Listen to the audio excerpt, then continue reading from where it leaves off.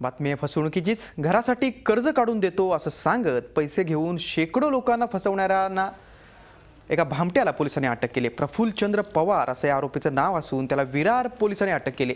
विरार पूर्व येथील श्रीजी इमारतीत या आरोपीने आपलं ऑफिस थाटलं होतं. घरासाठी कर्ज काढून देण्याचं आमिष दाखवत त्यानं ऑफिसमध्ये येणाऱ्या महिलांशीही अश्लील चाळे केले असाही आरोप आहे. पैसेही गेले आणि कर्जही नाही, त्यामुळे संतप्त झालेल्या नागरिकांनी या ऑफिसमध्ये चांगलीच तोडफोड केली.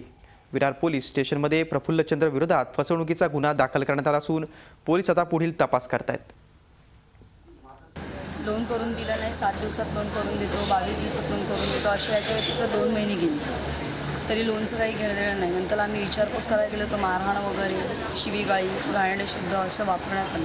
गृहकर्ज उपलब्ध करून देत होता, पण प्रत्यक्ष त्याने आतापर्यंत कोणालाही लोन उपलब्ध करून दिलेलं नाही. फक्त त्या लोन काढण्यासाठी त्यांनी लोकांकडून फसवून कोणाकडून 10,000 रुपये, कोणाकडून 20,000, कोणाकडून 30,000 अशा एकूण 5 ते 6 लोकांकडून 78,600 रुपये आतापर्यंत त्याने झाले तपासात निष्पन्न झालेले आहेत, जमा केलेले आहेत. झी 24 तास, एक पाऊल पुढे.